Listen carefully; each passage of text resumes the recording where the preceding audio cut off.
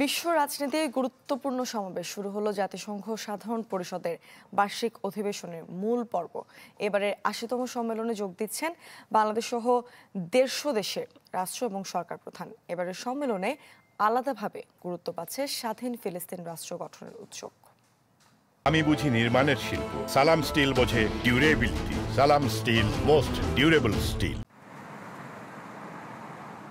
বৈশ্বিক নানা সংকট আর যুদ্ধাবস্থার মতো জটিল সময়ে জাতিসংঘ সদর দপ্তরে ৮০তম বার্ষিকী উদযাপনে বিশ্ব নেতারা। এবারের প্রতিপাদ্য better together 8 years and more for peace, development and human rights। নানা কারণে আলোচনার কেন্দ্রে রয়েছে এবারের জাতিসংঘ সম্মেলন।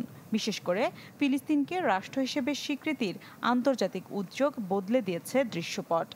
গাজার মানবিক বিপর্যয়ের বিষয়টি এবার গুরুত্ব পাচ্ছে উচ্চ পর্যায়ের বৈঠকে। তাছাড়া শান্তি উন্নয়ন, মানবাধিকার ইস্যুতেও ঐক্যমত তৈরির সুযোগ ভাবা হচ্ছে এবারের সম্মেলনকে।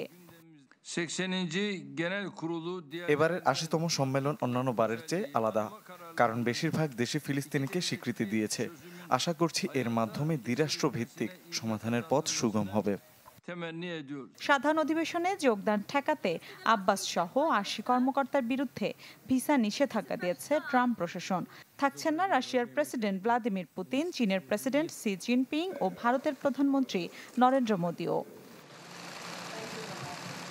বাংলাদেশের জন্য গুরুত্বপূর্ণ ভাবা হচ্ছে এবারের অধিবেশনকে।